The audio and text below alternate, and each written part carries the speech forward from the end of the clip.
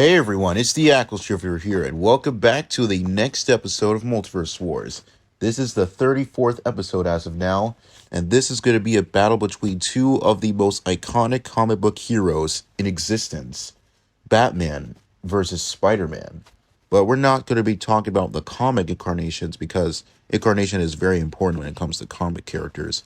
Instead, this is going to be the Arkham Games version of Batman versus the Insomniac PS4 version of Spider-Man. So these are going to be the video game versions of these two legendary icons. And these are probably significantly weaker and less powerful than their main incarnations, so this battle is way more fun to debate about rather than the normal one because, yeah. So without further ado, let's get started. And also check out my Instagram too, I've just got that put on there.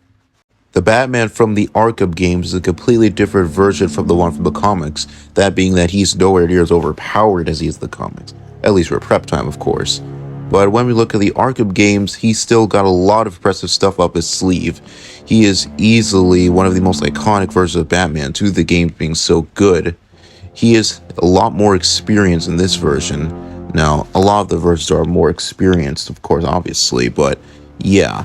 This is really not really much of an exception, but still, we're using the game version of both these characters, so we're going to have to work what we're handed with now.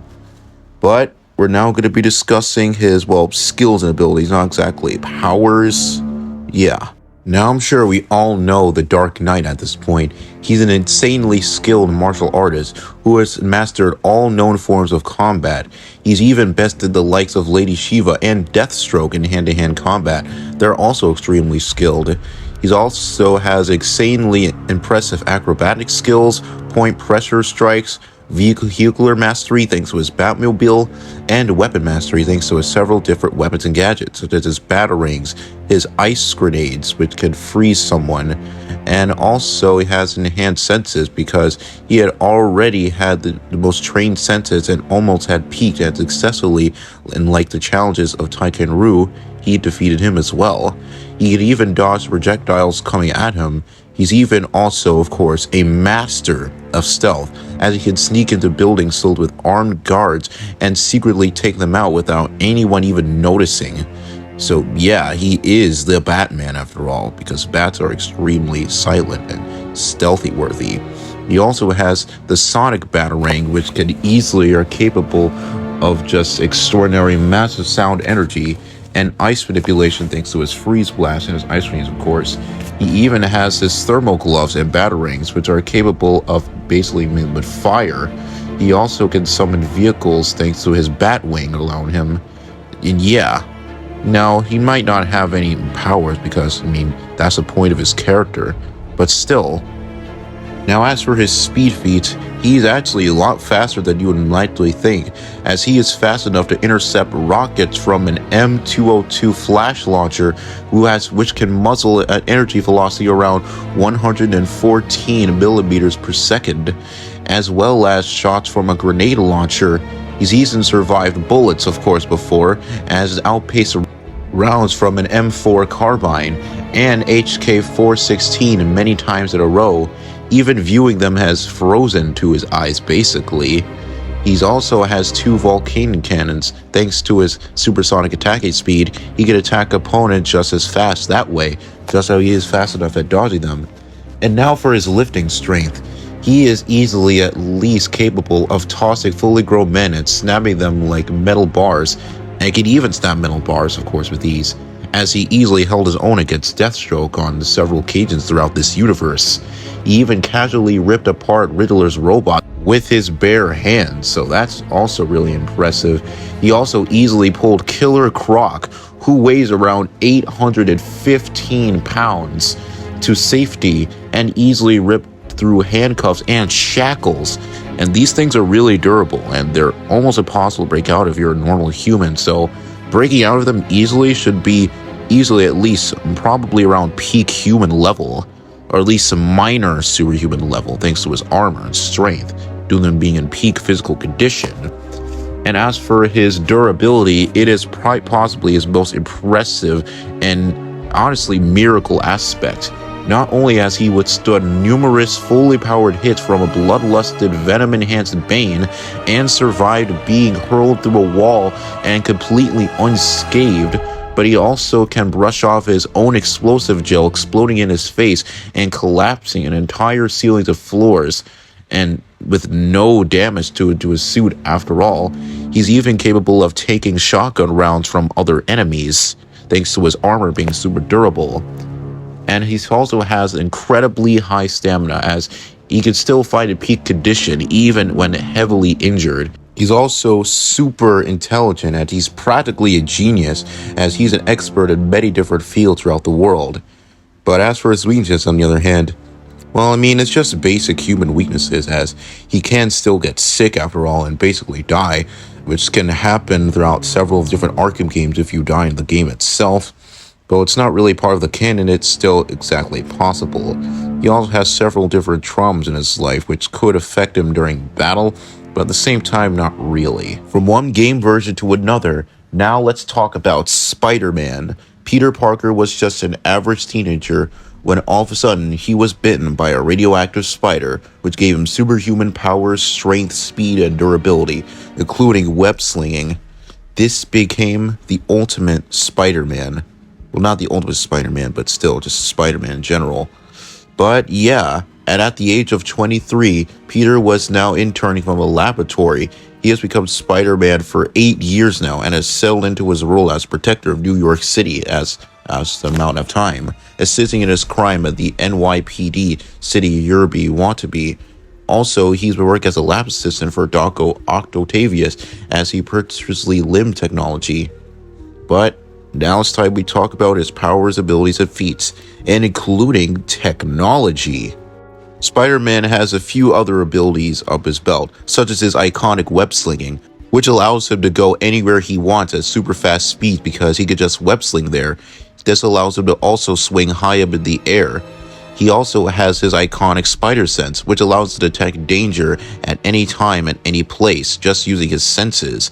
And he is also fast enough to dodge bullets, and is strong enough to lift entire boulders of fallen building. He is clearly strong enough here. While he is struggling, that doesn't mean he cannot absolutely not do it.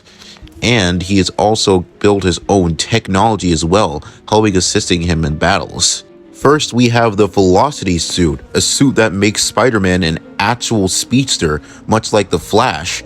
And yeah, no, he's not nowhere near as fast as the Flash, but still, he cannot be seen within the blink of an eye when using the suit. He's so fast that he can even web sling at those speeds, meaning that he can web sling super fast with easily, probably at least being massively hypersonic at least, because he never says how fast he's going, but still. Now we have the Anti-Ox suit. The Anti-Ox suit allows Spider-Man to use the same amount of abilities as Dr. Octavius or Dr. Octopus, meaning that he can exert several different robotic limbs to assert him and help him to overwhelm opponents. And also, this was used during the time when Spider-Man had 13 broken bones at least near the end of this game. Finally, we have the Spider-Man 2099 white armor suit.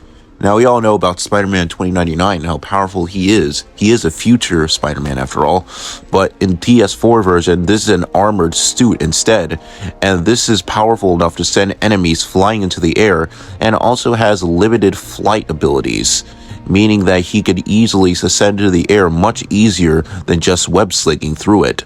So he doesn't really have to web sling most of the time when he's in this suit, though he still does though for obvious reasons. But now we just really talk about his true strength, durability, and speed, really, without really those suits. But we're still counting them, by the way.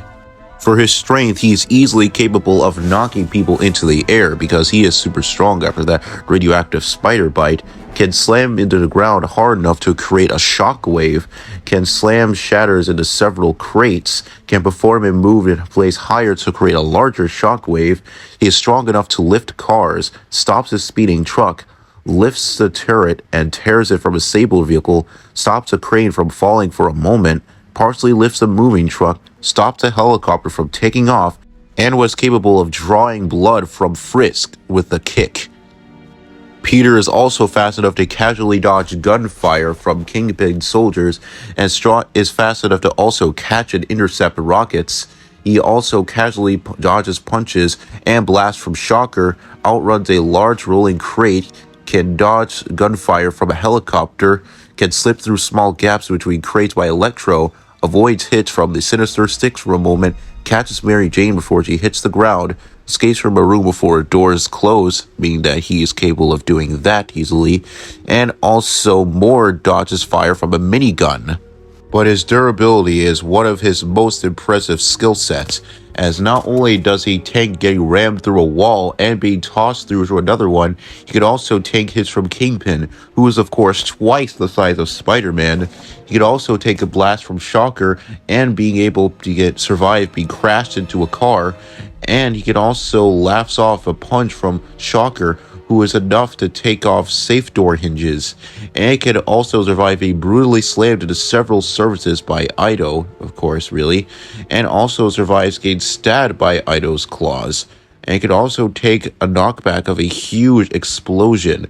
He also has take hits from Fisk with not much damage sustained. Peter is also a genius, much like Batman, as he is an expert when it comes to hacking skills, designed his own web shooters, suits, and his gadgets, and is a very skilled crime fighter, as he has been fighting for the last 8 years, of course, and he should be superior in some ways anyways to Otto Octavius. But as for his weaknesses, on the other hand, see, Spider-Man's suits, while they are pretty powerful and helped him during battles, they also have some limited duration that could only be used really only once before they could be recharged again. Also, when using one of the Undie-suit's ability, he can also kind of almost die, really, of course, because, you know, he did almost die because this man could barely even walk near the end of the game when the Sinister Six beat him up. And now it's time we talk about who would win this battle. Now, I would say this is kind of one of the closer battles since Batman from the Arkham series is a lot older and more experienced now after Origins and all the other Arkham games came out. But Spider-Man just generally has the better tech and advancements, and obviously his natural strength and speed due to being bitten by a radioactive spider, and Batman just being a regular human. Now don't get me wrong, Batman's armor is super durable and can take attacks from Bane, Killer Croc, and Batman is also strong enough to lift Killer Croc and survive getting pushed through walls, and has powerful weapons as well, such as batarangs, grappling gun, and ice grenades, which can freeze people. But Spider-Man also has the Velocity suit, which is faster than the blink of an eye, and including the fact that he could web sling at such speeds, and the Spider-Man 2099 white suit, which allows him to send opponents flying just after a few punches, and the Anti-Ox suit, which allows him to have the same abilities and technical power limbs as Dr. Octavius, Otto Octavius. So meaning that while Batman does have more experience and knows different combat styles, Spider-Man just generally has the better technology on his side. And, of course, once again, natural strength, speed, durability. So yeah, I would say that the winner would have to be Insomniac Games' Spider-Man. But, yeah, that's the end of today's Multiverse Wars episode. This was really fun researching because, well, I didn't have to fall back on the commissars because, well, we would be here forever. But I just want to focus on the games version of now. And there are multiple different versions of these characters I would like to go into in several Multiverse Wars battles because they're just really entertaining, to be honest with you. But that's really going to be it for now. See you later, everyone. Goodbye. And also check out my Instagram. The link will be in the description, too. Yeah, but still bye.